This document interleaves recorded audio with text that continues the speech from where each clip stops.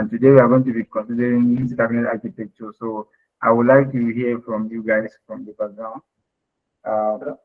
What exactly is Starknet? So Starknet is a layer 2 scaling solution that is built on Ethereum. It is built on Ethereum that use the advanced cryptography called ZK rollups. That's the zero knowledge rollups. Okay, thank you, Promise. Anybody can go again. Okay, so when Yes. we talk about Starknet, when we talk about Starknet, it's a layer two blockchain built on top of Ethereum that uses ZK rollup for cryptographical for as easy for cryptography, and then it's okay. So if we check the blockchain, the Ethereum blockchain, it have a trilemma problem of decentralization, security, and scalability. And then Ethereum alone cannot handle. And then if you are to if it must be fully decentralized, and if it must be fully decentralized and secure, you must let go scalability. If you must be fully decentralized and scalable, you must let go of one. So what Starknet does is when Ethereum handle the decentralization and the security, Starknet and other layer 2 focus on handling scalability that make the blockchain faster. And then when we talk about Starknet is a layer 2 that is built on Ethereum. So it rely on Ethereum decentralization, it rely on Ethereum security, and then it bring about scalability, and then in such a way that it handle transactions off chain and then send a valid proof to the Ethereum mainnet, which make transaction more faster on the Ethereum. Okay, thank you so much, Desha, for that explicit explanation. Now, the reason why I'm trying to get the background because I understand that you guys are with few folks, and then there are people who are maybe probably did not attend the first class also, so that you have the background of what Starknet is all about. And so I will also ask this question. So what is the difference between a Starknet and base? Since base is also a layer 2 blockchain, and then Starknet is a layer 2 blockchain as well. So from your knowledge of Starknet, the first and second session you had, what is the basic differences between this particular Starknet as an L2 and also base and other leaks that are also L2? What makes Starknet special? Yes, anybody can shoot. Okay. Can I also shoot, or should I allow another person to talk? Okay, go ahead. Okay, so when we talk about Starknet, base, and leaks, before even talking about their differences, it's better at least let's talk about their similarities. And then all of them, so all of them are layer 2 on Ethereum blockchain. All of them leverage on Ethereum blockchain, this thing. All of them leverage on Ethereum decentralization and security. Yeah. But then what makes them different is for base use optimistic rollup, and then Starknet uses ZK rollup. Base use this thing. What do they call it? Base is VM compatible. Base use this thing VM for virtual Ethereum. Base use Ethereum virtual machine for like that supports solidity and this thing. Why Starknet uses CVM Cairo virtual machine, which it uses what do they call it? Which it uses Cairo language as its main programming language. All right, that's good. Thank you so much, Resha, for that explanation. So it is expedient that we understand this thing because Starknet ecosystem is actually a ZK rollup, while other layer 2s like blockchain, like leaks and base, they are actually optimistic rollup. So there are many, let's say there's a lot of in-depth things that you need to know. What's the difference? So what's the difference between ZK rollup and optimistic rollup? These are in-depth things that we need to actually know. So for the purpose of this class, we are not going to actually go back and to move ahead because we have target for today and our agendas for today. But then this has given me a little heads up on the previous section you guys have been having. So with that understanding, we all know one of the major things that makes Starknet stood out or stand out in the ecosystem is the fact that Starknet has its own programming language called Cairo. Well, if you look at Base is actually built on, they are actually not having that. You can build programs on, you can build dApps on Base using Solidity, which is EVM. But then these guys have their own programming language called Cairo. And that is why they even have their own virtual machine called Cairo Virtual Machine. So that is one of the things that makes Starknet kind of unique. Even though other layer tools like even they are trying to come up with their own protocol and blockchain as well. So everybody is growing, but then Starknet is up there in terms of that. And so thank you so much. So let's continue with this business. Pretty much we have a simple knowledge of what Starknet is all about. But then I have this scenario, right, for us to actually get a hand of what exactly is this architecture of Starknet. Having understand that Starknet is a ZK rollup, having understand what it does and all of that, you need to understand what exactly is the architecture of it. When you talk about architecture, you are thinking about what makes it up. Like, so this is like a water factory scenario. Like imagine you visit a water factory, and then so what happens from the moment you step into that particular company to when you leave is actually what we're going to be talking about in terms of Starknet now. So we'll see how to mirror this down in terms of transaction. How does transaction move across Starknet ecosystem? So I think the last time I was having interaction with some of you guys, I told you that the whole gist about blockchain is transactions. And then transactions are not just sending amount of money from X to Y or from target A to B. But then even the programs we are building, like smart contracts, they are also called transactions, right? So anything that will update, anything that will alter the state of the blockchain is called a transaction. So when you send money from a MetaMask wallet to another person, it's actually doing transaction. But then if you build a program and you deploy your smart contract on chain, you're also doing a transaction. So that is what we are going to be seeing right now. So now, please pay attention to this scenario, right? So what happens in this water factory? For example, if you enter the company, first of all, you are going to meet security people at the entrance, right? So from that time, they will pass you or they will check you pass and then you enter the factory. So the workers will actually verify you and then maybe you came to order a water, right? So these are the people working in the water factory, right? So they verify, they first of all check you at the gate, you enter, and then they verify the type of water you want, and then you are served with that water.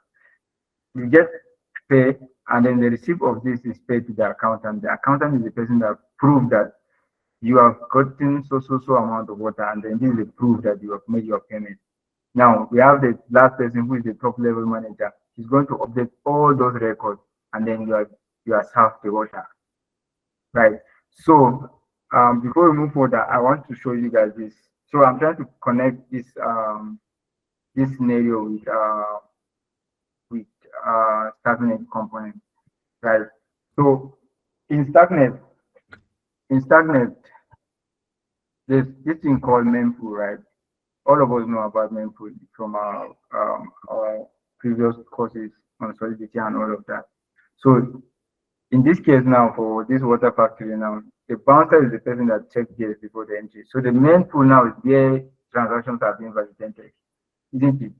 So one of the property, or would I say an attribute that Starknet has is something called a sequencer, right? So even if you deploy your smart contract, there's something that's happening. You are deploying your smart contract, the smart contract is built or is executed, is compiled through that sequencer.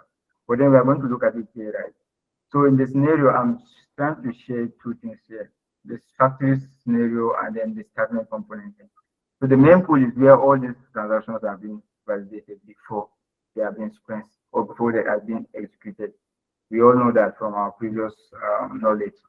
So the sequencer is what helps us to execute this transaction and then build the block before it moves to the prover.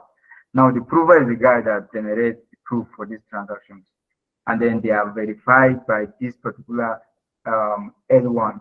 So we said Starknet is a layer 2 blockchain.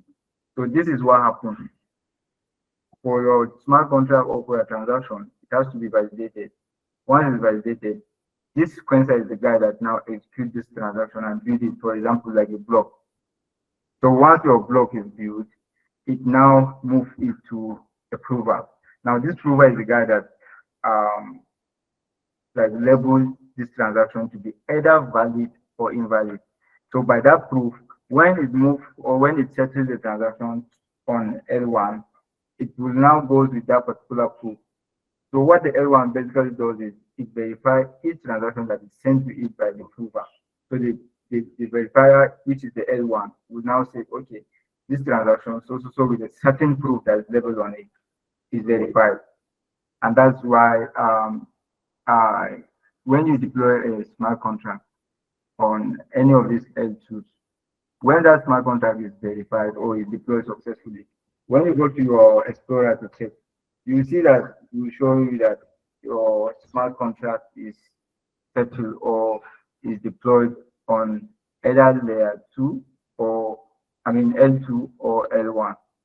So we have seen the case in so many cases, whether on base or on Starknet, when we deploy a smart contract. For them today or in our subsequent classes, we are going to be deploying a smart contract where you see this thing I'm talking about.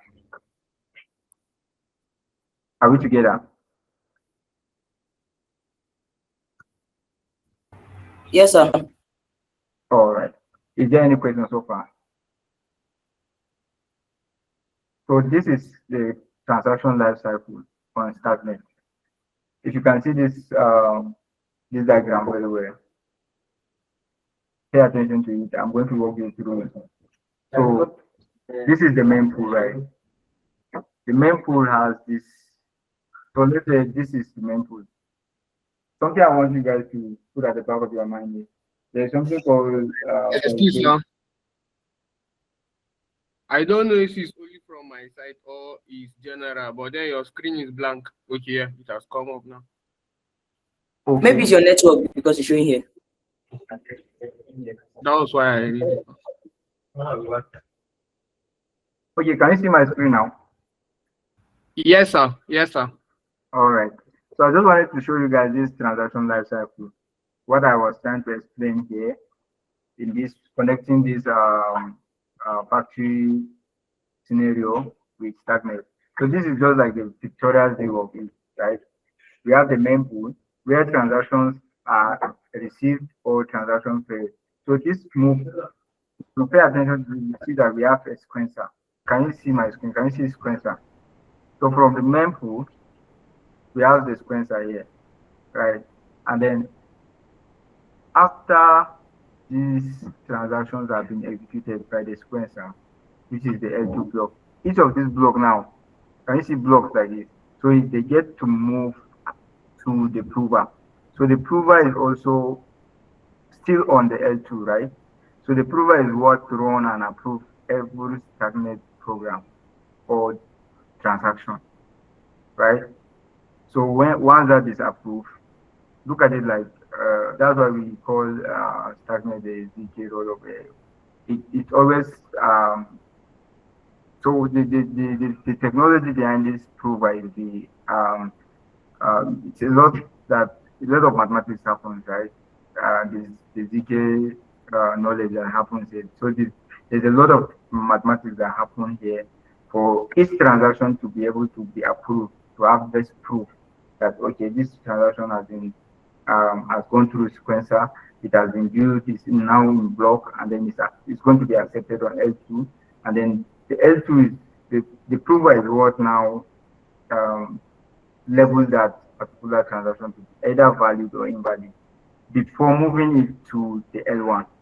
So the arrow here that where my cursor is showing that okay, every transaction that reaches approval, once it is labeled as whether valid or invalid, get to move to the verifier. Now the verifier is the L1. Now if this transaction is verified by the Ethereum now, then you get to see it is going to be accepted into the blockchain now. Do you understand? Is there any question so far? Okay, yeah. Somebody. Yes, Yes, please go sir. ahead. I have a question. Can you hear me? Yes, I can hear you. GM everyone. So my question is, I saw from the meme pool, for example, if a transaction was failed from the main pool, it seems like it will still send to the sequencer, so the prover can tell if it's failed. Is that how it works? Okay, first of all, transactions in the main pool have not been executed, so you don't know whether it is failed or it is valid or Okay. invalid at that point. Okay. Because from the last slide you showed, there was something there that was verification fail. Then the up one was TX receive, TX receive. Okay. Yeah, this from the main All pool. right. Yeah, so pay attention to this. Can you see this dotted line? Yes, sir. So this dotted line shows that okay, in the main pool we have every set of transactions in the main pool. For it to get executed, for it to be built as a block, it has to pass through the sequencer. So when this one come here, it cannot move, it cannot move away from the sequencer. Remember I tell you that the prover is what shows if the transaction has already gone to the prover, it means it has been executed. It's just like your program when you compile your Cairo program. Sorry, when you compile your Cairo program or you build your program, if it fails, it is not going to be built now. It's not going to be accepted. It's not going to move away from that. So your code may have an error, right? Let's say syntax error, whatever error. You don't know Yes, sir. until when you execute it, isn't it? Yes, sir. Exactly. So it's at the point of execution that you get to know whether that particular transaction is a valid transaction, is it going to fail, is it going to compile, and all of that. Do you understand now? I don't know if I answered your Yes, sir. question. Correct. Okay. Yes, sir. All right. So perfect. Right. So sorry. So now, section 2. Or is there any other question? Please, from here. The architecture of Starknet. Any question? If you have question, you can raise up your hand. Shoot.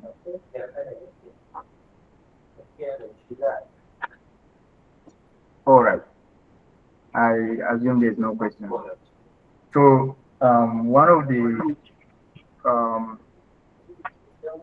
our agenda for today is um, writing.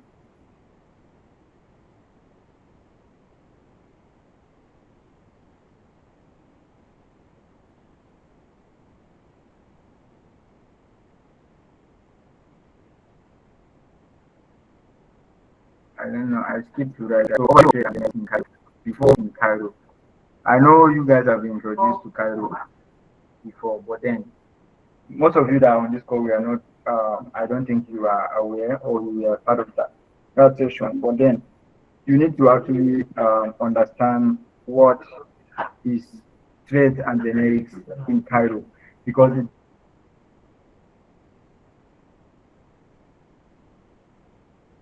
it's very, very, very important. It's very important. In your math class, you see a lot of trade and generics here. So if you don't understand it, it's not going to make sense to you at all. While you see whether you're trying to read the code or try to understand the smart contract. Because Cairo is the program language that helps us to write a smart contract on Starknet, isn't it? Exactly.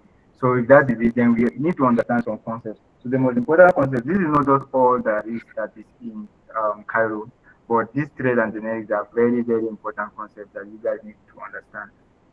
I'm going to be sharing going to be sharing this with you guys. For those who don't have it, I'm going to be sharing Cairo, you, Cairo.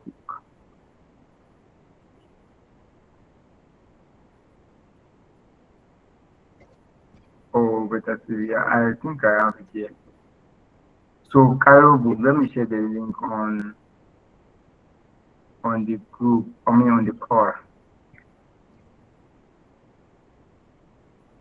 So I'm dropping this link on the core. When you open this, you see that there are a lot of things, a lot of concepts that you need to learn in Cairo. So then, but the most important one is for this class is this thread and generic. So we're going to come back to this documentation later. While you open it, you could just quickly let's run through this for now, and then we'll come back to it. So we're going to be doing more of like a simple live session coding together. Is that okay? So that we will learn what this thread and generic is before we move further with this course. Please let me know if that's all. You can react if that's all if you're cool with this, and if there's any questions. All right, thank you so much. So we are going to come back to this later, but then I want you guys to do like or to have like a hands-on experience together with me, like a live coding session, where I will introduce you to this concept of trade and generics in Cairo. And so I'm going to be using Rust as to teach you guys generics and trade. So Rust is also the same thing or similar to Cairo. So the only difference is just maybe data types, which is integer data type. So in Rust, our default integer data type is i32, but then in Cairo is 252, right? So but then it's just those simple syntax changes that differentiate them, but then everything is similar. All right. So if you understand generics in Cairo or Rust, it's still the same thing. Is that okay? So let's jump on get to my terminal. I'm going to create a simple program. Right. So going in, down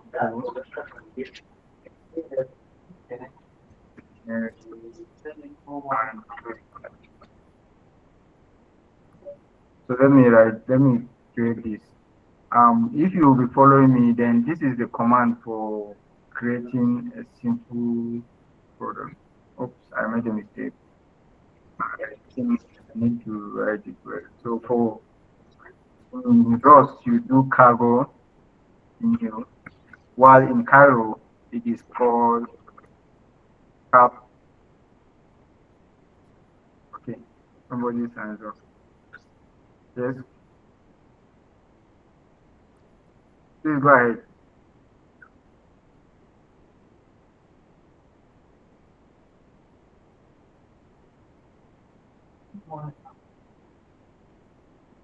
Okay. Thank you so much. I will need to increase my font size. So,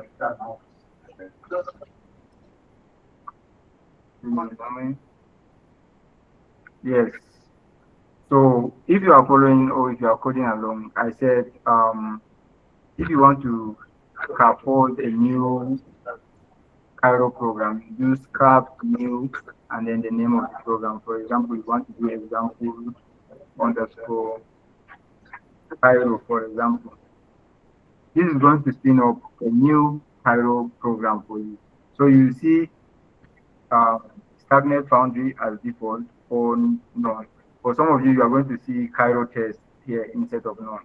So for Starknet Foundry, is one course we are going to be learning later in the course.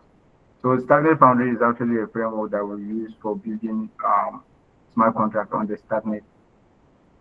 So, but then we want to get a simple Cairo program. So you select this next one.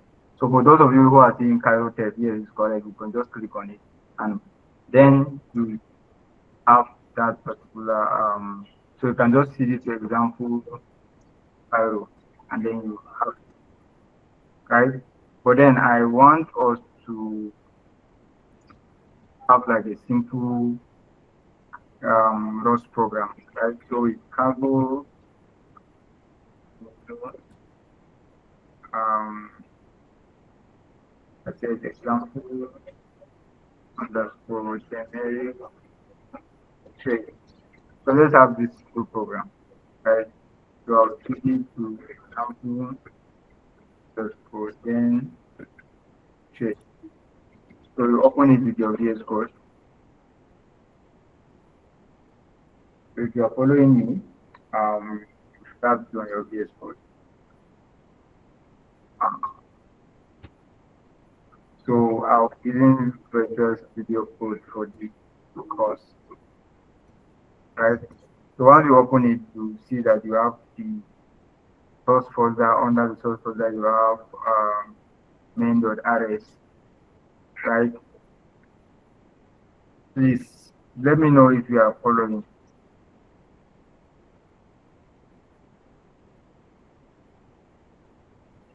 Yes, sir. You are following, right? All right, perfect, perfect. All right. So we have example generate program here. Now I'm going to be using this to learn trade and generics. We are going to use some scenarios to be able to learn trade and generics. So we are learning trade, generics. So this concept is actually just to like kind of explain to you what generic is on top of my head right now. So generic is like way of you okay defining a data type for different data types, so to say. Like you have a program or you have a variable that have or a struct, for example, or a function that have different data types, right? And then you may want to use that same function in your program or in the main. It is going to be throwing you a lot of errors because it will be conflicting, the types will be conflicting. So generic is going to help you to have like, just as the name implies, it's going to help you to have like a single entity or a single type to represent all the types that you have in your functions or your struct. Now, trade is like you giving like a specification also to say like a guidelines or let's say like a guide for this particular type. Okay, implement this type that's basically dealing with arithmetic operations. You are going to give it. So there's also something called thread bound. So that thread bound is like you giving the specification. Okay, implement only things that has to do with these types and all of that. So that is why these two concepts work hand in hand. You cannot work with trade without generics. They work hand in hand, right? So we are going to see it in this sense. So let's say okay, somebody want to ask question? Yes, go ahead. Sir, please, can you zoom your screen a little? Okay. Your font is too small. Okay, can you see my phone? Can you see my screen now? Is this better?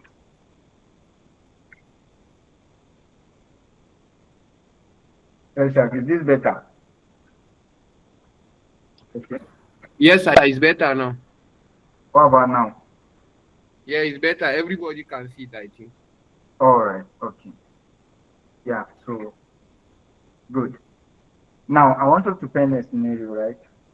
And this scenario is going to be like let's say we want to have an array, right?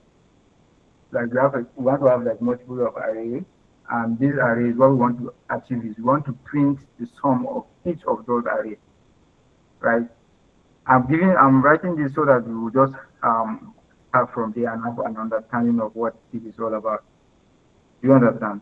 So let's say we want to have like an array. So let's call it array one, right? Let's say it's equal to, let's have number one to 1, comma 2, comma 3, comma 5 as array 1. And then let's have another array 2, that have numbers as well. So that is we're having array of same types, right? So like 6, 7, 8, 9 now, right? We have these two arrays, right? So now let's say we have these two arrays. Okay. Are we following?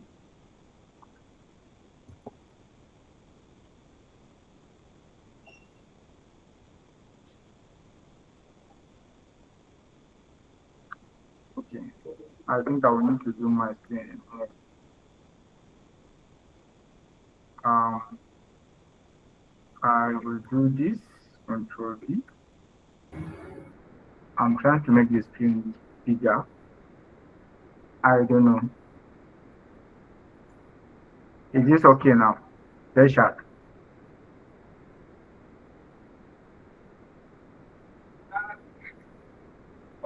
If you are speaking, you can just unmute your mic and speak. Is this better? Can you guys see very clearly now? Yes, sir. Yes, sir. All right. Perfect. So I was like painting a scenario in my head, right? Let's say we have an array of, we have two arrays, right, of the same types, right? Let's say we have this array and then we want to print it. So let's say print, but before that, let's say what we want to achieve, we want to be able to have the total sum of array 1 and have the total sum of array 2. Do you understand? So like we want to be able to have the number of the total of 1 plus 2 plus 3 plus 4 plus 5 and print it. And then we also want to have the sum of this and print it. Are we together? Now, so if you want to achieve that, right? Please, if you have any question, you can just raise up your hand. Don't let me go far. Are there people who are following me and coding along here? Yes, sir. Okay. So please, because you're going to be experiencing some errors. Whenever you have an error or whatever you have as a challenge when you are coding along, just you can just let me know and then I'll come back to you. Is that fine? All right. So let me go back to it. All right. So we have these arrays, right? So I wanted us to say, okay, we are printing this scenario all together, both me and you guys. So I want us to be able to print the total of this and then the total of this. But before we print, we have to check, right? We have to be able to do like a for loop. But first of all, we will have like a variable, right? So we can call it from array 1, or let me say sum of array 1, right? We set it to um, an array of index 0. Let's start from there. Okay, so we are going to be using for loop. This syntax may look odd for you guys that have been doing more of JavaScript, but then just follow along. So then what we are going to be having is we are going to have like a for loop, right, to be able to check through, to look through all this, isn't it? So we say for I in what? Now this is what so I'm going to explain this, right? So array 1, I in array 1 dot length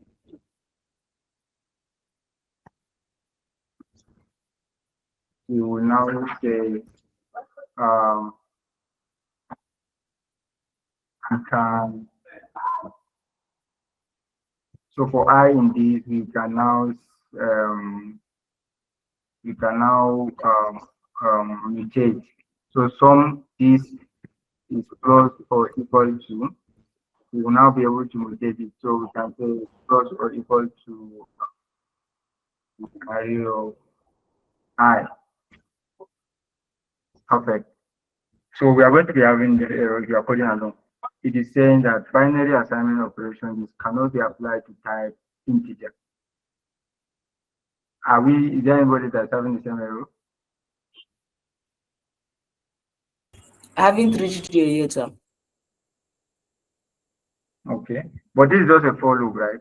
We're just taking for I in this array one, the whole of the length of array one. We are now going to be saying we should add each of the index. So I wanted to explain why we have one here. So this is a Ross or Cairo way of checking for values or items in an array, starting with the index 0 or index 1.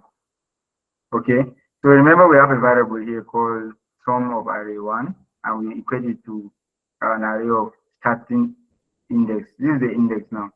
So we are checking saying that for I in index 1, total length of the array, we are now saying we should mutate it by adding um,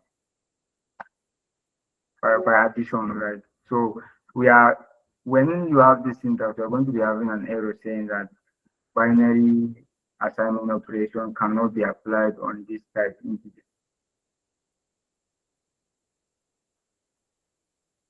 So let me know if you are here and then you get this error. Then we'll show you how we'll be able to debug it together.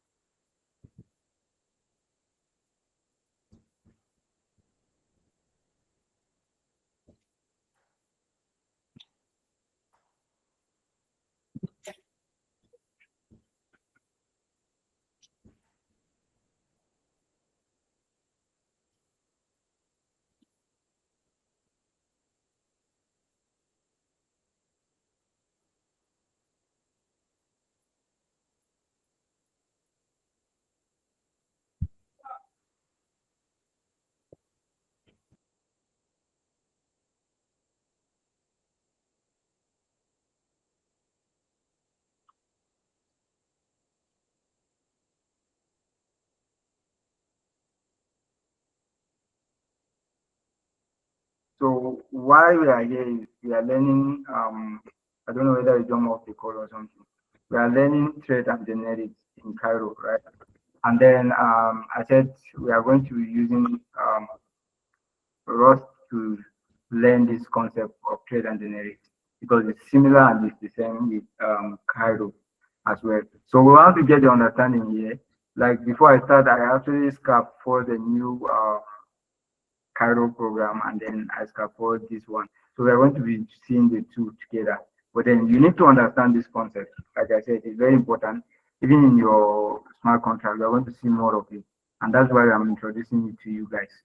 So I paint a scenario of say, okay, let's have like an array, right? Like two arrays, and we want to print the sum of these arrays.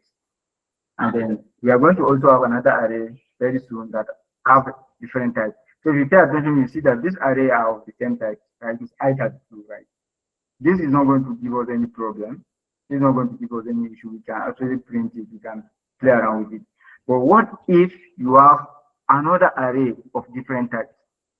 What happens? That is where we are driving at, so that you understand, you now see where generic and thread will play out. Are we together? I have a simple this thing here that I would like to share with you guys, but then this is just by the way. So sorry.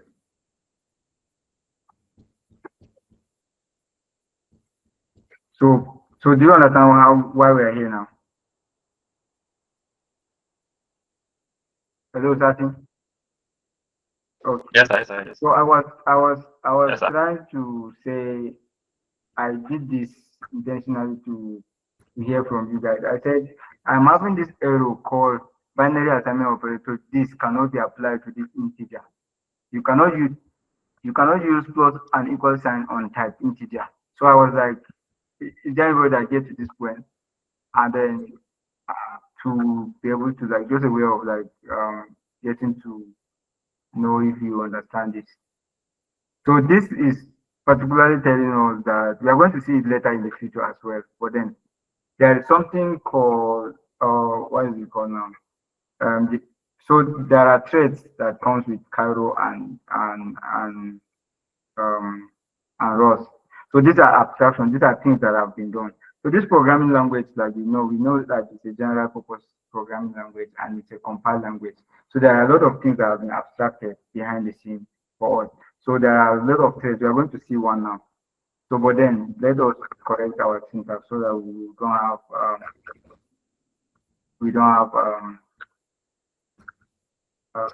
this error. So, but then if you have this array one, okay, this is doing an error.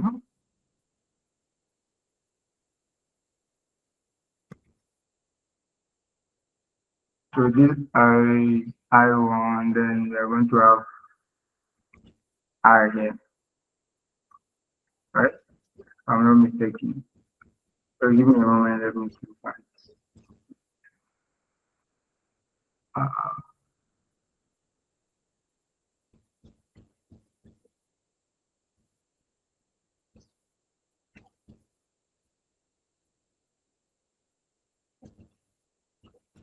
I'm coming. Okay.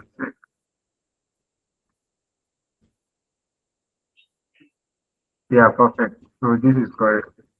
So now we still have this. So the reason why we're having this is I'm going to print this first, then you come back to this. But then the reason, like I was saying, right, we are going to apply something called add assign here now, to be able to pass through this. But then the next thing is so to correct this syntax, we're going to just make this guy immutable immutable variable. So I am still getting comment. Let me pick this from.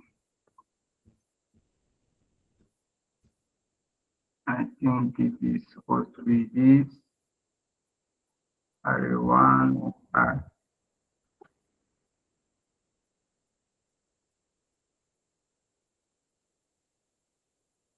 Oh yeah. I get the issue. So the issue is that when we initialize this particular variable, we do not set it to the name of the array we are trying to call here. Are you understanding me? And even if we set it now to array one here right now, right, we are going to still have this issue. And the issue now is going to be that we cannot mutate immutable variable of some array one. Are we together?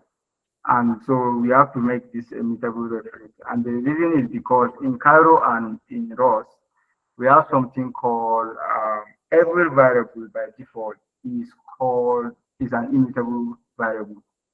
So for you to be able to mutate any variable, you have to introduce this keyword. Are we together? Yeah, so that is why we have this mute keyword here. Otherwise, we cannot be able to perform any mutation. So this plus and minus sign is actually doing updating the value of this guy. Are we together? So now you can actually print this particular, let's say the value of some array one.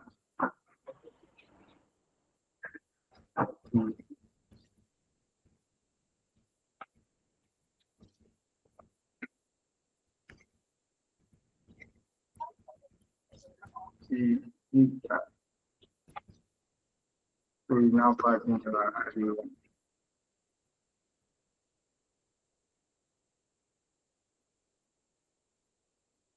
So it's some array. Right? Are you following? So if you try to run this code now, we are going to see the sum of array one. Are we together? Perfect. So let's say we want to still do the same thing for array 2. Let me do this.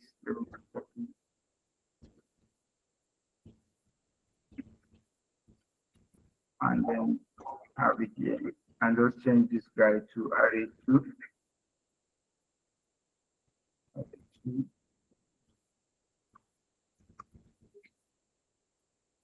And array 2 here.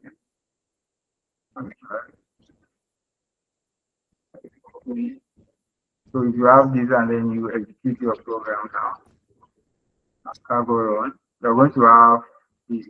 So why we're having this is because I'm still printing this. So array 2 is able to have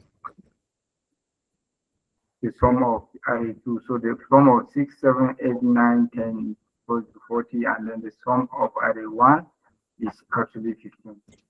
So now, the issue here with this is that if you now have another array, for example, let's say we have array 3, array underscore 3, and then we now decide that this array is going to be of type, let's say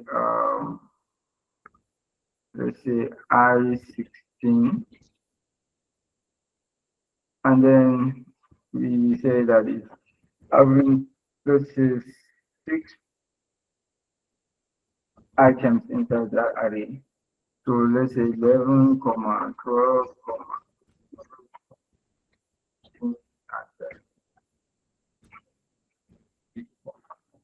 16. Let's say we have this array, right? So if you have this array like this now, this is of different type. Now, if you perform the same operation here, but before that, you know that this particular way of writing code is actually cumbersome, for example. So imagine if you have another array and another array, you keep writing the same logic, this logic. You keep writing the same logic for each of the arrays. So for us to be able to make this more simpler, we're going to have like a function. We all know that function is actually basically a block of code that enables us to perform a lot of tasks, right? Or a particular specific task. So instead of us writing variable, we can actually write this same thing in a function, right? So we can have like a function. So the same thing as Cairo, you write your function in Cairo with fn just as it could in rows. So let's say we have a function called sum of array, for example, right? So this function is going to take in the parameter, right? So this parameter is going to be of the same type of what we want to achieve. Let's say now that we are only having int as a type, right? So we can have a variable here called, let's call it a number. Or so yeah, number, and it's of type an array of I32, right? And then we are going to actually return the same type I32. So inside this function, we are going to have our logic now inside this function. Are we together? Please let me know if we are together. Are we together? Are we following? Okay, perfect. Yes, sir. Good.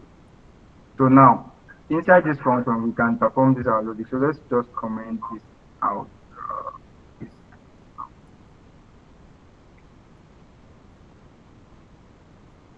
Comment this out as well. And then this out. Operator 3, we can leave this guy because we are going to come back to this print statement. Right. So now, inside this function, we are going to perform the same logic that we have here inside this function, so that it will help us to be able to do what we want to do. So the scenario still remain the same. We want to be able to print the sum of these numbers, the sum of this array, sorry, like array 1, array 2. So we are going to also, first of all, declare a variable here. We will call it, okay, so let's just do sum array 1, the same variable name we have in down here. So sum of array 1, 1.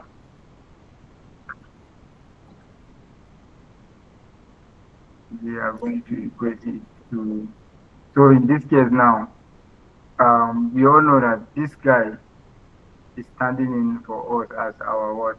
As our array now. The parameter here. Are we together? So we are going to say this to number, which is an array, and then we are starting from index 0, right?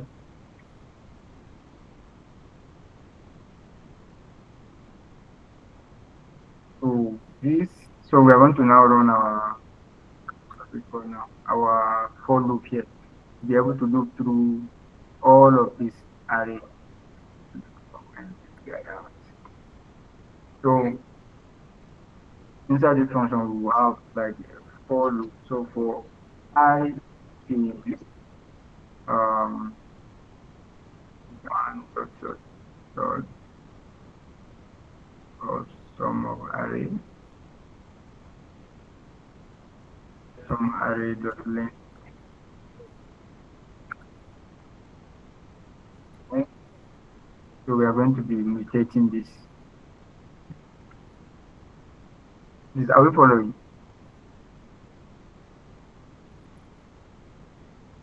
Okay, perfect. So now in this place, we are going to be doing the same logic that we had earlier. We are going to be mutating this particular sum of array, and then we are going to add it to the array we are trying to print. So basically what we are going to be doing is we are going to be saying sum array 1 plus or equal to number of I, and we are going to return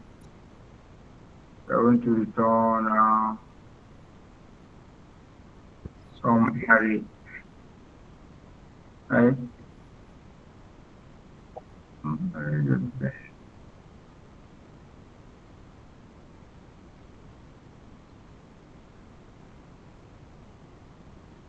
Sorry, I'm getting an error, an unusual error actually. So I'm coming. Let me take this. Can I repeat? I'm coming.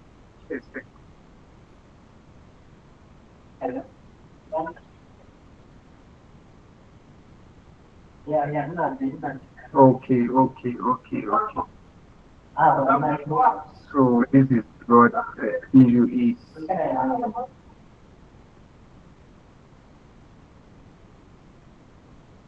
So you said we should pass the variable name, which is array underscore 1. So I passed it here, and then I'm still getting an error.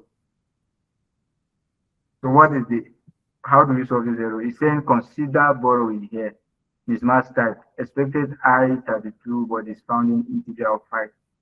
So what do you think is the problem here? I just want to engage you guys. Del sharp, promise. What do you think we are missing here? Because if you run this code now, borrow, it's going to throw you an error. Same error we are having there. Will not compile this particular. And the Excuse me, can you go up with your screen? I should go up. Can you? Yeah, up. Okay, so up. what's the error we are having? Okay, what is the error we are having? The error is saying consider borrowing here. Mismatch types. Okay. Yeah. The Cairo guy. So what are we Consider borrowing.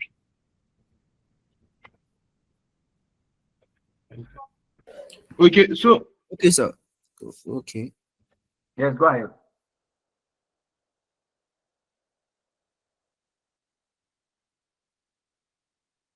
so please go up, go to the first line. So if you pay attention to this function here. Okay, yeah.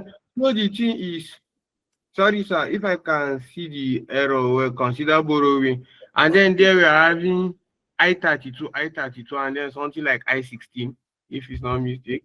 If I'm seeing the screen well. No. This is saying it's a mismatch type. That means the type is not the same.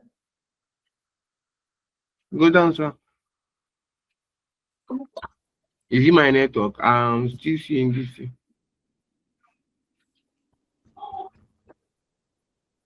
So this is the issue, right? The Excuse, problem sir. is Okay.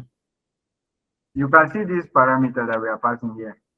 Abi, is the Yes, reference sir. of the array, isn't it? Hmm? Yes, sir. Yes, sir. Perfect. And look at the parameter we are passing here. Does it have reference? So the only thing you need to pass is this guy, and your error will be gone. And then when you cover run this, you should be able to see the sum of array one. Okay. For any function you are calling, you must pass the parameter as it is now. This one is normal programming, right? We are calling this function passing a parameter, but then the parameter now, I told you that this parameter is the representation of our array one here, right? So we have already made it to be a reference to this particular number type. Can you see that it's in an array? And we say that we are calling this method on an array. So anything that is an array, that if we are calling now this the function name and passing this array name as a parameter. So the mismatch type we are having was because the types we are having here is a reference of I32, but we are just passing this guy. Are we together now? Do we understand? So quickly, let's move further. So Sorry, sir. now, Sir, yes, I don't know whether it's my network or what, but I'm only seeing your VS Code. Your mouse is at one place. I'm not seeing like what you're doing. I don't know. that should be your network. Okay. So I'm So what? passing through the same thing. Excuse, sir. I'm also seeing the same thing. I thought it was my network. That's why I Yeah, didn't me talk. too. But Oh, Yeah. his own picture, his own video is playing well, but the VS Code is just one place. I don't. I was even thinking. so but did you get the point? Did you get to this point?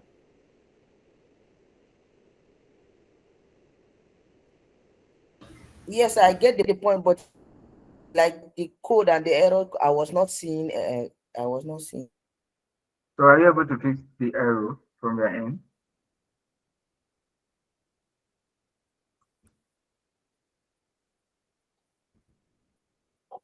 Okay, but what about now? Can you see my screen very well now? Moving now.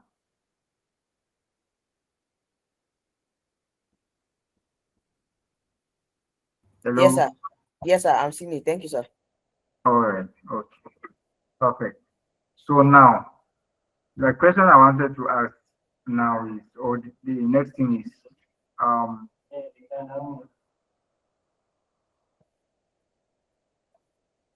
so I was saying that, of course, we can also print the same thing for this guy. We want to print this array too. It's just the same thing. You just have to repeat the same logic, but then the goal of what I want to show you guys. Now, if we have this array tree, which is of different types now, we cannot, let me copy this and right here, array two. Let's pass in array two here. This is going to print for us the thing. Are you seeing now? Instead of us writing different logic for different things, you can actually use just the name of the function to do the same thing that we are having here. So, but the issue is now, if you want to print this guy, if you want to print array 3 now, let's pass array 3. You're going to get an error. Are we following? The error is going to say mismatch types, expected a reference of I32, but it found I16. Please, guys, are you following? Yes, sir. Perfect. So this is where generics come in. right? You cannot be able to mutate. You cannot be able to have values of a variable of different types, and then you now mutate it or play around with it, and then get the value or get your code compiled. With function, it is not feasible. It is not realistic. So that is why the concept of generics and traits now come in. Okay, so like I said earlier, this trait is just, or the generic now that we're talking about, is a way of you assigning a type that will be uniform across all the data types, I32, I16, strings, or a vector, for example. How can we now have a type that when we use or when we reference to it, it can now be able to help us to compile or print whatever variable or whatever number of array we are having. So the syntax for that is capital T, right? So we are putting this and then we are turning the same type. And then we are going to have an error here. It is going to be saying cannot find type T in this scope. Now, if you go down, you discover that this error is gone. Are we together? Good. So if you pay attention, you see that this particular array 3 is of different type. But at the moment we introduce generics, the error is gone. But then we're having another different error here saying that cannot find type T in the scope. What that means is that this generics is in a scope and it's in a different scope. Of course, we know that the whole of this function is a scope. Then the main is a different scope, isn't it? So with this guy, we are referencing an array that is not found in this scope, and we are giving it type generics. Now the syntax is actually okay. We are passing that to type here, but then you have to write it here as well. So it is going to be written inside this angle bracket T. So if we pass it here, that means we are referencing this particular function, and then it is going to, this error is going to be gone. But then we are going to have another error saying cannot assign operation plus and minus. It cannot be applied to type generics. Now, we had this error earlier, isn't it? We had this error earlier. And the error is now, so the simplest explanation I can make is that Ross and Cairo have these things called threads, right? So this is where thread will actually come in, actually. So we are going to be referencing a particular thread that will help us with addition or arithmetic operation here in this case. Okay. Hello. Fine. Good. So we are going to use a thread from a standard library of Cairo and Ross to be able to solve this particular problem now. Now, for us to use it, of course, we are going to import it, right? So you import it, say use standard input output. So the name of the thread is called add assign. Add assign.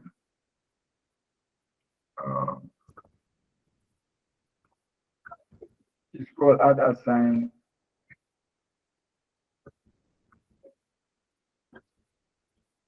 So for us to actually add assign, sorry, add assign.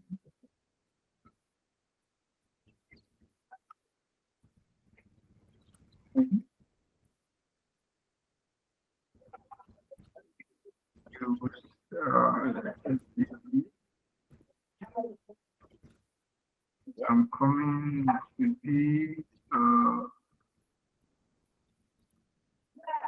so for us to use that, actually we need to actually have this guy.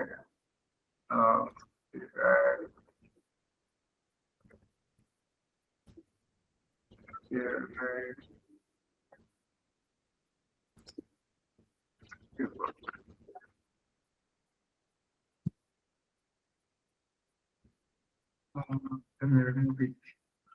Don't need that actually. So this add assign is the thread that will help us to be able to use plus and minus or arithmetic generally in of this is under ops or operations because it's an arithmetic operation. So we use now add assign. Right. So once we import this guy, we can now be able to use it here. So what we will do is we will now call this thread here inside this generics, right? So we call the add assign thread. Right. So when we do that, we are going to also see that, okay, this is also throwing an error. It cannot move out of type T. You need something called a copy. So this copy is also a thread. Are you following me? So you introduce a copy thread. You say plus copy. Right. So this is going to automatically clear the error. And then when you run your program, it's going to do the same thing. So can you see that this now prints both array 1, array 2, and array 3, right? Hello, are we together? Is there any question so far?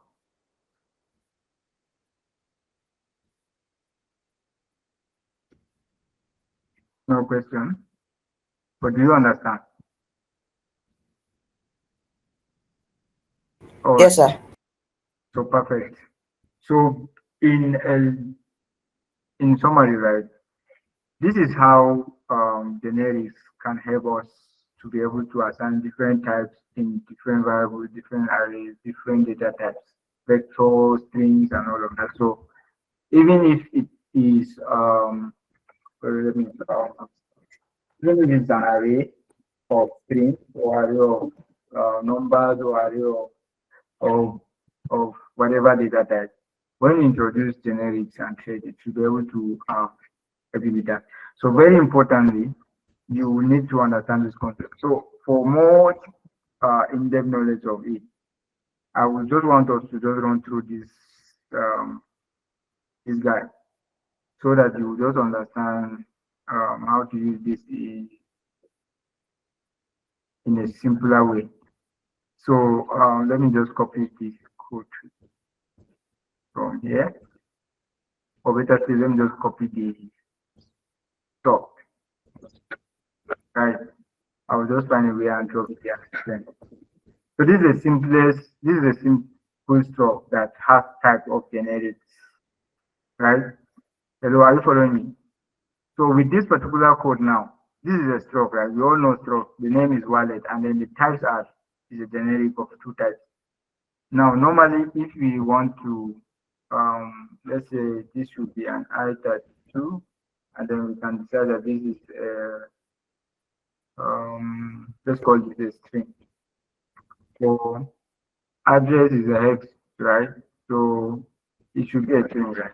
Let's just say string, for example. So this will be maybe let's say I32, and this will be a string. Right. This is just the same thing. But then in this struct, probably this balance will often change.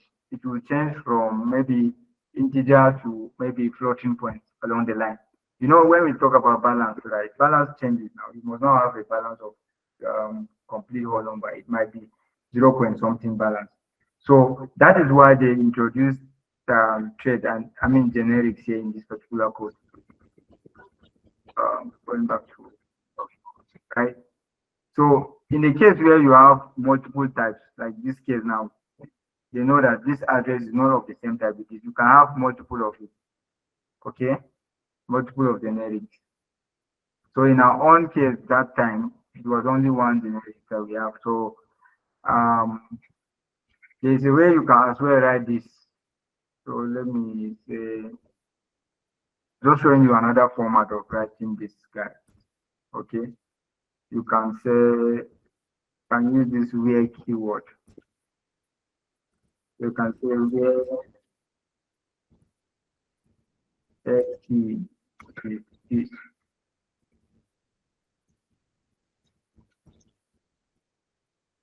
Right. This is another way of writing this same thing, and then everything will still remain the same. Just to show you another method of writing, everything will still compile. But then if you want to make it very, very simple, just on this particular line, one liner, you don't need to write this. Is that okay? So you can use struct, you can use enum, you can use generic on struct, you can use generic on enum. So for example, this is an enum of option T. You can as well use that.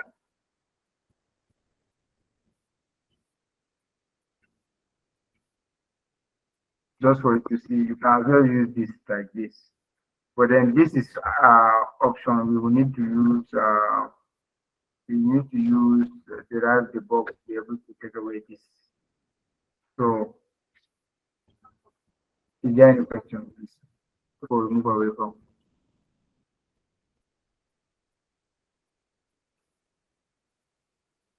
No question.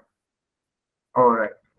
So now we are going to move further, but then with this little experiment, I hope you know you can still do the same thing inside in a Cairo program, and it will still remain the same. So it's just like, okay, if you guys want to try it out, you can just go and spin up a scap new Cairo and then run the same thing, and then it will give you the same result, same everything. So if there's no any question, we are going to see more of this. We are going to see more generics in your smart contract as we proceed. Okay. So we have a simple scenario here to show you guys or to better explain what generic is using a scenario of a construction company, for example. So it's just for you to understand what generic is, what trade is, and then a lot of other things. I mentioned trade bound and trade implementation because of we have to cover this thing. We cannot go in depth into generic because every trade also that we are seeing, it has an implementation, and the implementation has functions that actually are called methods of that particular trade. And then, so let me just quickly run through this so that for those who maybe did not really get it when we are doing live coding, so that you can have like a mental picture of what generic is. Is that okay?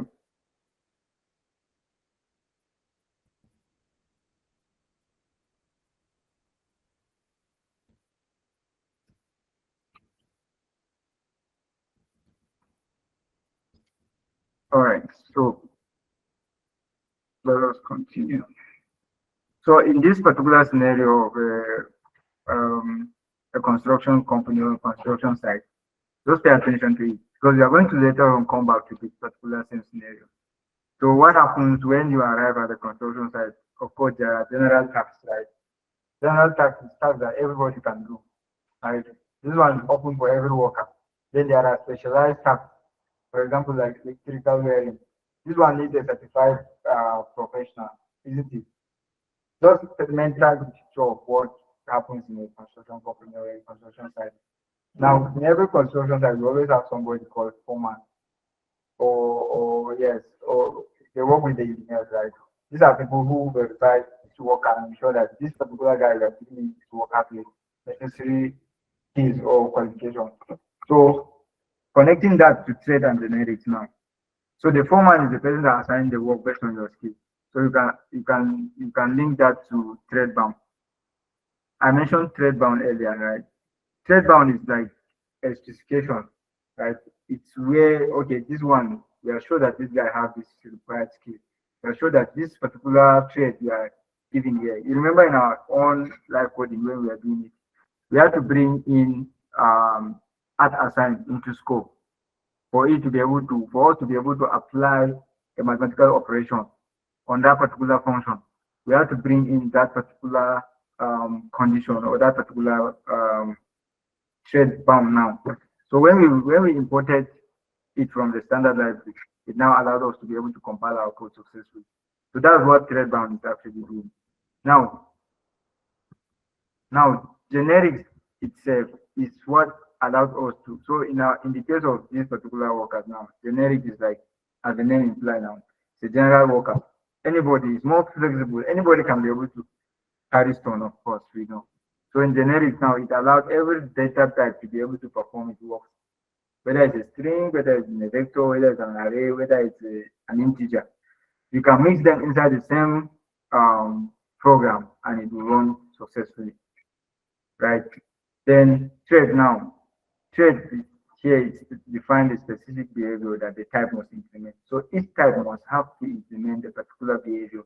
So in the case of the worker now, you must have a specialized worker. These are people who are like electrician and plumber. These guys have certification. They have learned this thing and they are certified people that can be able to do that work. So it's specific for certain people. Is that okay? So the last one is the project manager. He ensures all work is done correctly. So the same thing with thread implementation. So thread implementation is let's say we have a thread here. So it's just, let me just show you the syntax. Like you can say implement. So let's say this is our stroke now.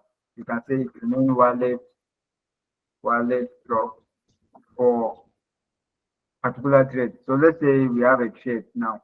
This is how we write it. So let's say for a thread or maybe person. Just an example, right? So you're going to have a function here. So whatever function you have here, now this function is a method. It's an implementation method that must implement whatever this thread person has. You understand? So that is what is written here. Thread implementation, it will ensure that every task is completed based on the defined or based on the behavior. Yeah.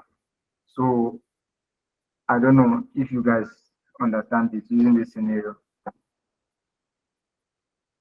I'm going to be sharing this slide. I don't know with you guys so that you can go through some of the things by yourself. So the use case of trade and generics now, of course,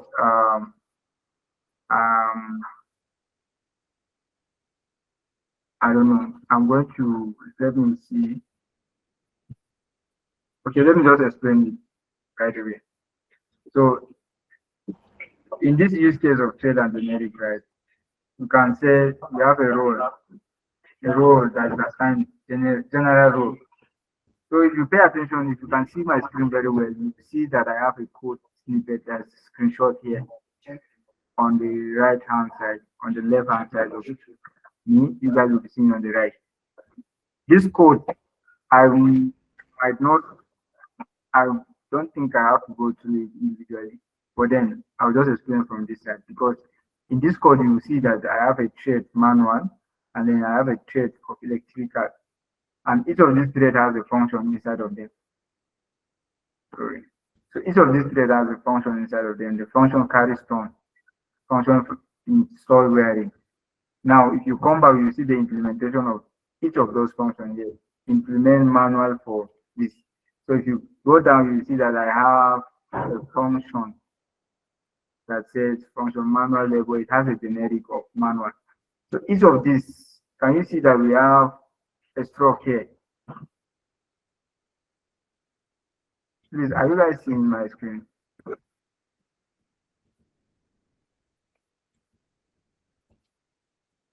Are we together? Okay, good. Perfect. So if you are seeing my screen, and then because of time, we may not really run this code, but then I will share this slide. You guys will be running and then see how this works. But then let me just explain this. So the roles that are assigned now as generic, we have manual label, we have complex integration. So all of these are things that will be made public for everybody. So if you have the required skills, you can apply for a skill. If you don't have skill, you can go for manual level. So we have these types now. So in our course here, you see that we have a stroke of this name, Cindy and Mike. This is a stroke. Now this stroke have types, isn't it? Every stroke has the field of the stroke have a type. They have types. It would be an I type 2, it would be a floating point, it would be a string, whatever. Are we together? So these are our types. Now the threads are both for different skills. Different people will come whether for manual or for electrical, for professional, or for whatever. Everybody is open to come for that. But then you have to fall on that one because both of these jobs have their specific skills, and that is where we will now see that we have a trade bound. Trade bound will be available because it's going to check. So in our function, you see that we have a manual level which has a generic of manual. So if you fall under that, you know that you are a manual worker, you can carry stone. That is fine because you don't have the required skill to be able to do complex things like installation and electrical work. Is that clear? Did you really understand this scenario actually what I'm trying to say? Only okay from only promise and Sati understand. Okay. Perfect. Very sharp. All right. So if you understand this, I think we are good. The next thing is we are going to be seeing the section 3.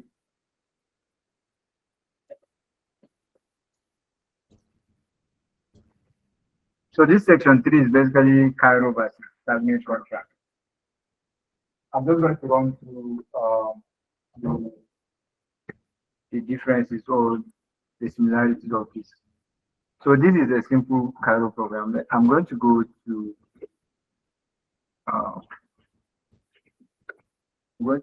this particular place. I'm going to search for anatomy. So if you're on this particular documentation I shared on the chat, you can just search for this contract. You are going to see this simple contract. So this is a simple storage contract. Are we together?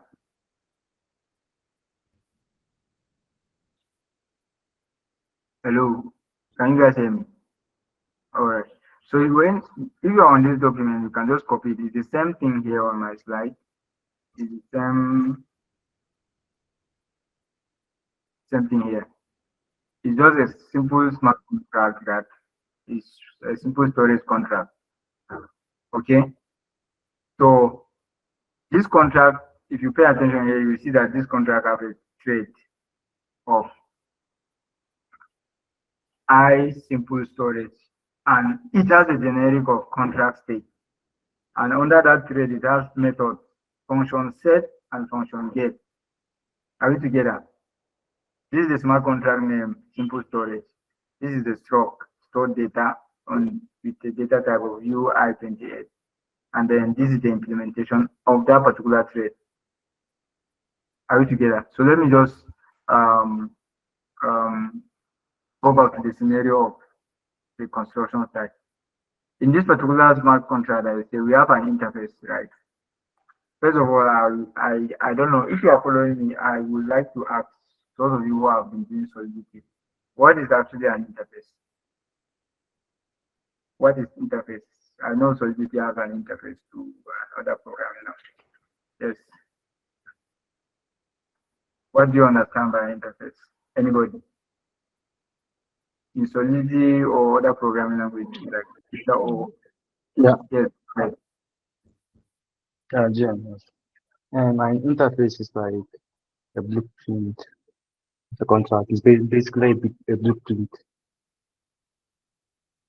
It is a blueprint of what?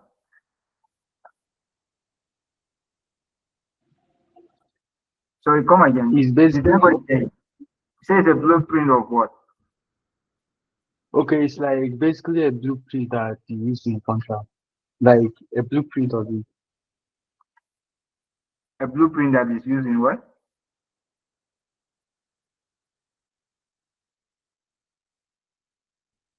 Now the word blueprint is English. Just break it down. What is an interface? So basically it's just like defining main functions that a contract needs. Defining main function. Yes, sir. Excuse, sir. Yes, go ahead. Yeah, Yes, sir. I I said it's basically like defining the main functions that a contract needs to implement. Okay, okay, perfect. Because when you say main function, Excuse sir. Excuse sir. yeah, Joshua, you are Daddy, saying are you something. getting me? Yes, I can hear you now. Okay, so what if we say it's a blueprint that contains all the functions in a contract? You're skipping. Your network is skipping. Come again, please. Okay.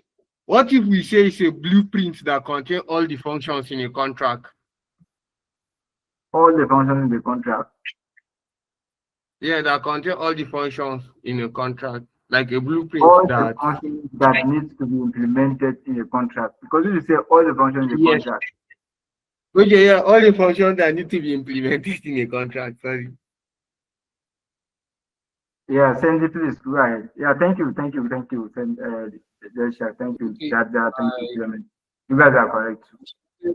using something different from that blueprint, we can call it a sketch of function Hmm. that a contract must implement.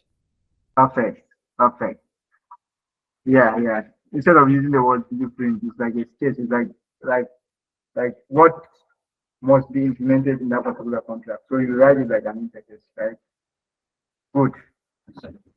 So in my slide here, I have this interface. I have this interface here. If you pay attention, you see at the top of this, there is something called Starknet interface. So just look at it as the blueprint like that that I just said. Then we also have the storage. This is like things that are stored inside that particular. So in the case of like our construction site now, for example, this vegetable we give to the owner of the house, and then the storage, which is the stock now, is the things that are going to be inside the house. Are we together? Now, if you pay attention, you see that we have something like an implementation now. Eh? The implementation that have this ABI embedded EO. This is like the process of building the entire house according to the interface that's given, isn't it? We all know this one now. We have a contract that have the implementation of the functions that are inside the interface. That's exactly what it is. So the implementation is like particularly defining how the function will work, making the interface to function in the contract. So in the house that we are talking about now, all the processes that are going to be implemented, from putting the blocks to putting the furniture in the house to painting and all of that, it has to be according to the interface, according to what the blueprint is. Is that okay? Do you understand? So now, this is more to that. So you will see that there are some other things like this truck storage. Now, this one is just this smart contract state now. Of course, we all know that one. For those of you who have been writing, so right. So what do you notice in this simple contract that is here? What did you notice in this simple contract here that is not implemented or is not written? What do we not have in this simple storage contract? I hope you know that this contract is valid and is correct and it will compile. Hmm? Hello.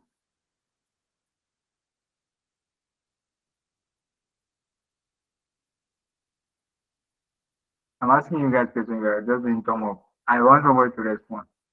In this our simple storage contract, what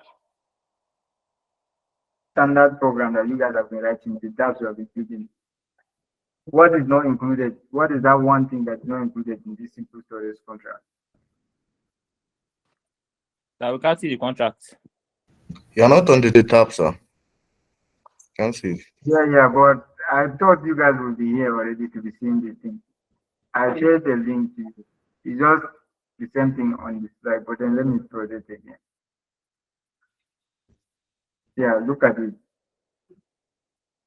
Okay, sir. So if I can see it well, we don't have a constructor here. Okay, good.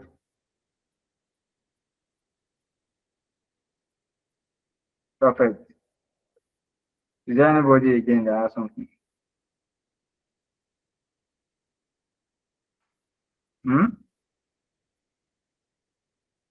So why are we not having a constructor here?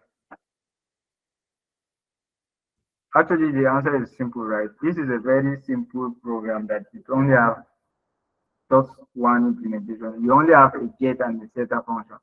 I mean, you only have two functions to write and to read from the blockchain. Nothing much, right? That's why you see that we have this struct. This struct is just starting. It's like it's what is implemented. It's just the contract state now. Just this struct. Yeah. So a standard smart contract, of course, you always have a constructor, right? Are we together? So this is like more of what is in that particular contract. We have a contract interface. We have the reference that modify the state. Of course, that's the, the right function, right? The right function have this reference, this x, which is of type U20Y28. It's actually what modified the state. Remember, when you are writing to the blockchain, what you are doing is you are mutating the state of that particular transaction or whatever you are writing in your smart contract, isn't it? So, and then this one is just a snapshot. What you're going to be reading inside from the blockchain, this function get. So if you pay attention to the parameter, you see that this one have the reference of this particular trade called T contract state. I hope you guys are understanding this thing. Do you see this T contract state? What does this T contract state? What does it mean? What is it actually from our last class, from our last section?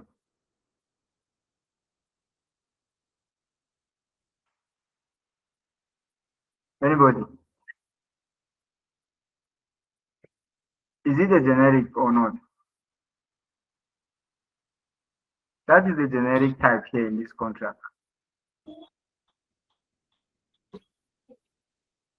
Isn't it? This T contract state, it is the generic to show that, okay, if later on any of this particular type, for example, you get to have different other functions in your interface now, maybe one of the functions will have a different type, not the same type. So that is why you have this T contract state. Are we together?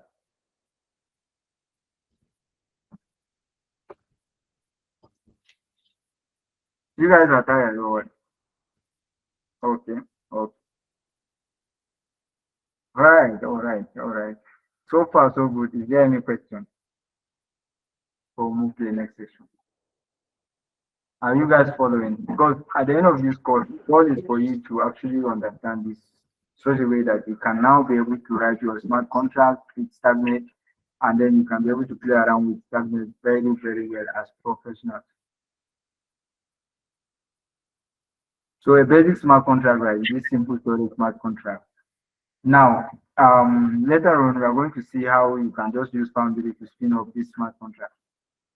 So the next section is section 4, contract storage function and event. So what I'm going to just do here is, I'm just going to explain to you guys. I'm just going to explain to you guys what these concepts are. Of course, for those that have been doing ChatGPT for some time, you know what contract storage is, you know what functions in a contract is, you know what events are, isn't it? So I'm just going to run through this so that we'll see how it works. So basically, what is the contract storage? So we have persistent data structure in normal. This one is in normal programming or in normal blockchain. We know that we have a dedicated space to store our data permanently on the blockchain.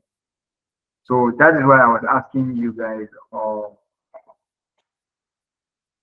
okay, I was telling you guys about these data types, right? So like data types are very, very important. I don't know. maybe I don't know in your classes I believe you guys learn bitwise operators and all of those things. How you be able to have a gated slot or memory space for your um, so the reason why this is important is because Starknet, like we all know, Starknet programs are actually compiled through the sequencer. Right? So we got so Cairo program now.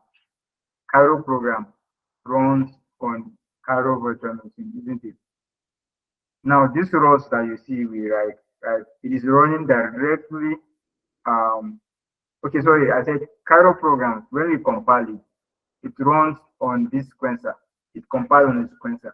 For this row that we were writing, we it directly writing to our system, our computer directly. That's how we are doing, right? So you need to actually get that. Now, structure, think of it as like a big map of many slots, and each one that's holding is actually, I said the default type of a Cairo program or Cairo programming language. The default type is 252, right? So it's going to initially set so this structure now, structure is actually like a struct. By default, if you have a structure, you can just look at the bigger picture of it, like this particular file 252, which is like 2 raised to power 251 slot in memory.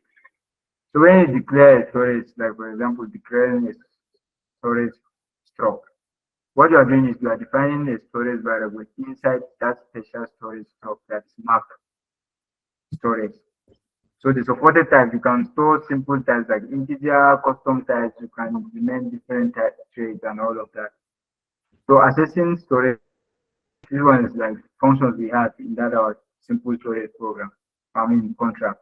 You can read data. So this reading of data is like a method. Where it is now? Okay, but not precise. Let me go back. This is what we are talking about. These functions set and get. So the get is like you reading data from the blockchain, right? So that is why that's what this one is saying, reading data. So you use this read method to retrieve data from there. And when you are writing now, you use the write method. And this write method always taking a value, always taking a parameter. Let me go back again to show you.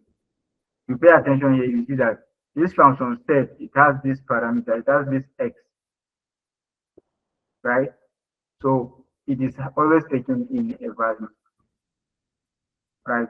So you can implement threads, like for example, in our own, we have a custom thread, right? Which is a struct. It can be a struct, it can be an enum, and this must be implemented inside our implementation thread. Okay. So contract functions now. So this one is storage now. This one is like you can. So in Solidity we have constructor, right? Constructor is what is a constructor actually in Solidity? I hope you know even in Cairo program or in Starknet, you also have constructor. So what is constructor? What is constructor actually? Let me see if you can get in this class. Seems like some of you are sleeping already. It's 12 o'clock. We are going to round up soon. What is a constructor? What are constructor functions? Or what is a constructor?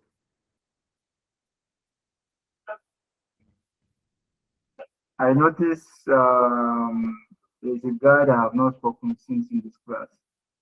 Rafael Tanko and Deb Arome. Are you part of this class?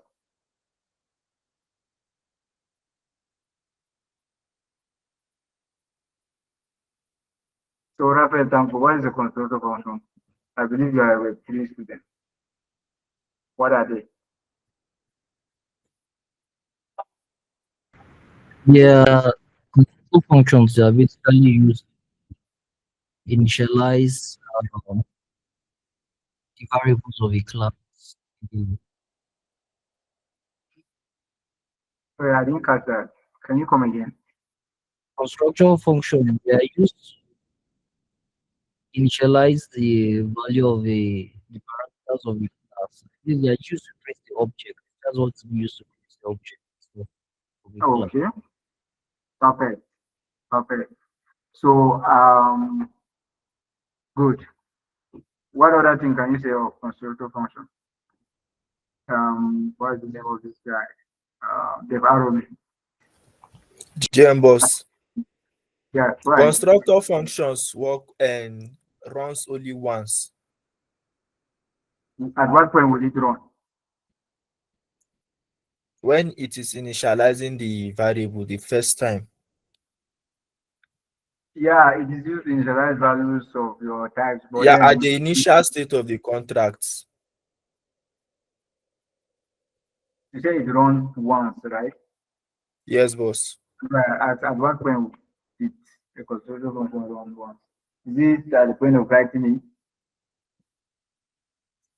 No, when the contract is deployed. Perfect. Good, good. Perfect. That's the word I want to hear. Perfect. It means we are in the same spirit. So all of those things are um, so for those that are still hearing that for the first time, yes, constructor function runs once you deploy your smart contract. That means once the program has been compiled, executed, right? So contract functions now.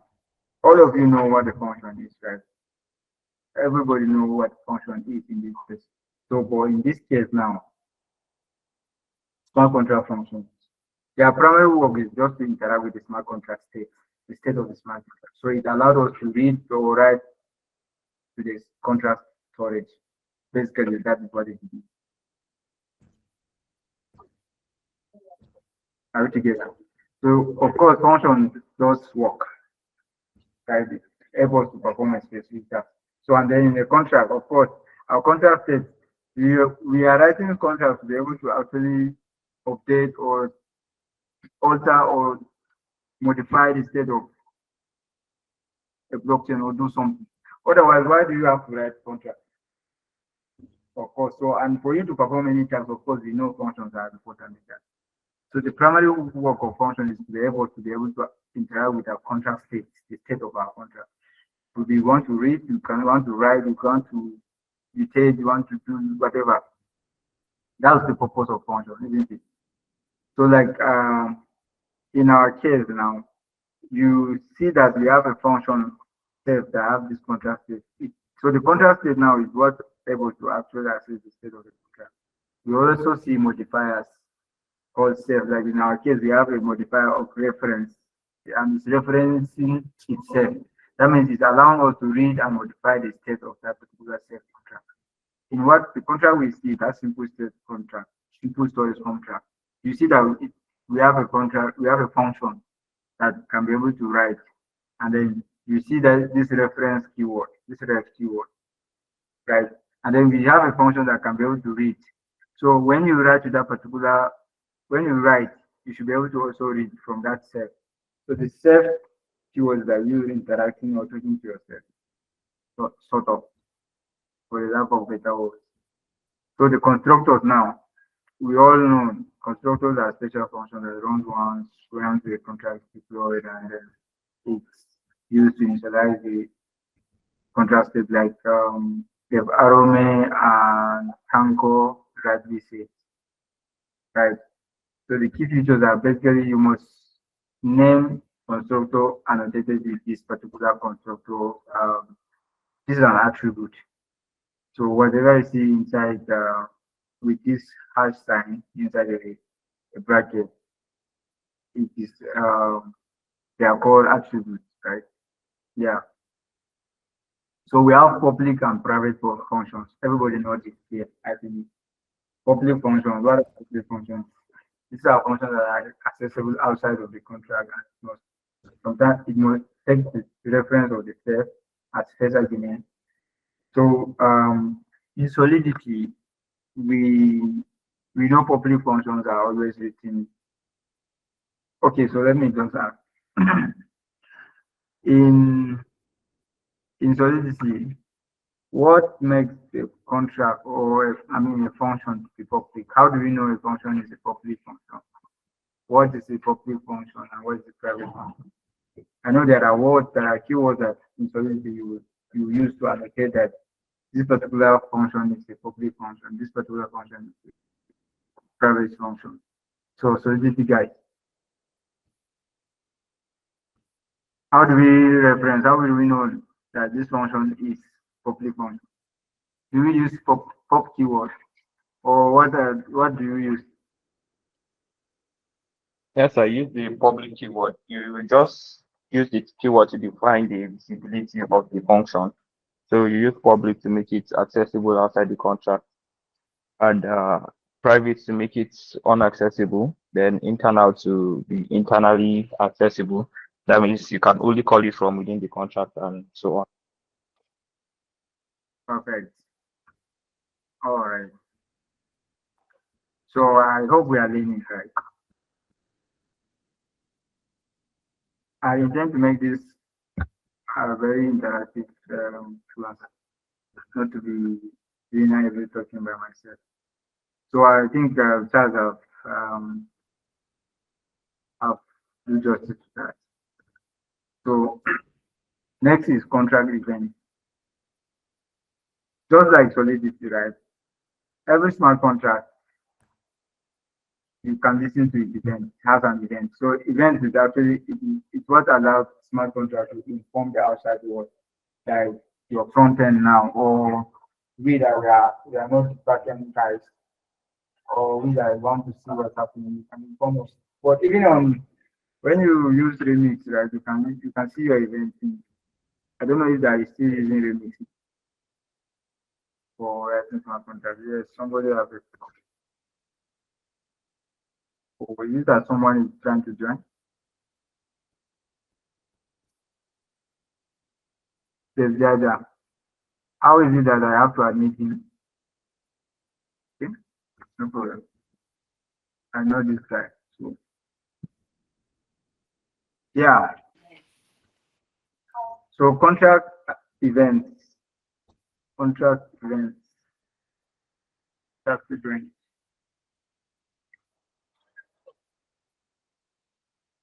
So events allow smart contract to inform the outside world about certain actions or changes. They are emitted during execution. Yeah, we all know this now. So when you execute, when you compare, when you deploy your program or your smart contract, it emits an event. So when a function is called, of course, it emits an event. So they are stored inside the transaction receipt where external tools can read and process the event. So we have event in all of these things. So you can just read through. So there's this thing called system call in Starknet, just like we have in other EVM compatible chains. So I just want you guys to read this together and just have an understanding of it. And then you can just see it in this code snippet and read through. But then system call basically, they are like, okay, you just think of it like our applications and services that come with our phones, so our phones has display, camera, whatever. So now an external app like WhatsApp cannot directly access your camera until you give it a request or until you give it access, right? So you have to seek for the request. So our phones normally, let me just use this scenario. Our phones, sometimes you go to your permission, you have to give some application permissions to access some other things on your phone, right? So that's just like a simple analogy or simple way to understand what system calls are. So similarly with contracts don't directly control the blockchain storage at all. It doesn't.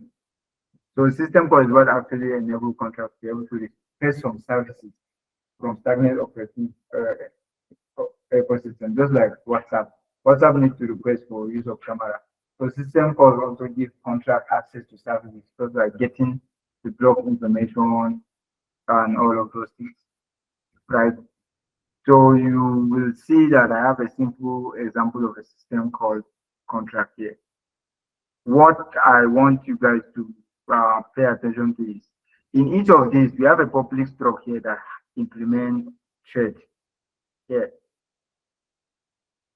So the purpose of this is actually for you guys to play around with it and see the reason why I had to, or we had to show you guys what this thread and generate initially in at the beginning of the course, because you keep seeing them in your programs or in your contracts and all of that.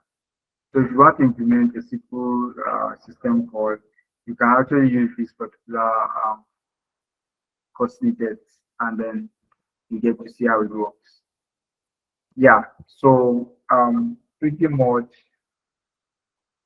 that is what we have for today for this session. And then we are going to be taking the next section probably on Wednesday or so. And that will be Starknet tools and frameworks. That's where we are going to learn about Starknet Foundry and build smart contract. We will definitely build you can use like an ERC20 contract. But I want to give you guys an assignment. You guys are in now. I think this is all of us here. So the assignment is going to be to write what will that be now? Let me check. Yeah, so but then yeah, here is a simple listing for you guys to read. I've sent you guys a link for Cairo book, right? So I'm still going to send you the Starknet book, Starknet Foundry, Starknet Foundry, so that you go through it before even probably before our next class or so. Yeah, so you go through the book and contract. So this is it. Yeah, this is the book. I'm going to drop the link on that so that you can go ahead uh, and study, right? So this book is going to actually open your eyes to, I mean, you get to learn a lot from this particular book because it covers a lot. That's a lot inside, a lot that ordinarily a 2 hour class cannot be able to do. So you can see how to install Foundry there, and then you see this cap. So in our next class, we're going to be learning about these tools like Scarp and Starknet Foundry, and then use it basically to build contract and all of that. Are we together? Okay.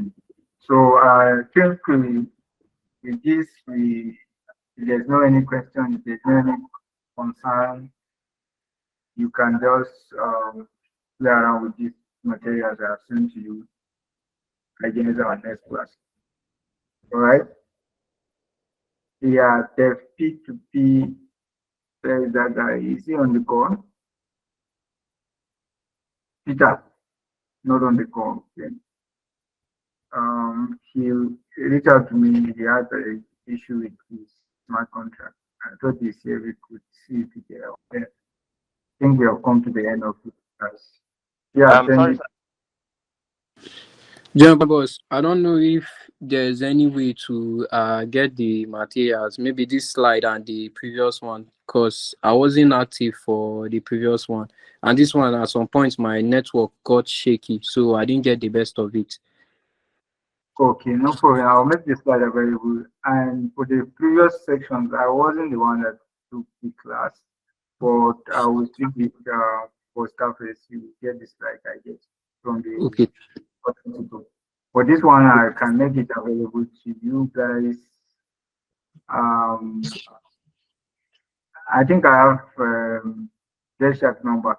I'll just send it to you and then we'll share across. And you guys can Okay, boss. Thank you. Thank you, boss. all right. You're welcome. Okay, so without any further ado, I think we sorry, sir. Okay. Yes, sir. How can we get the recordings?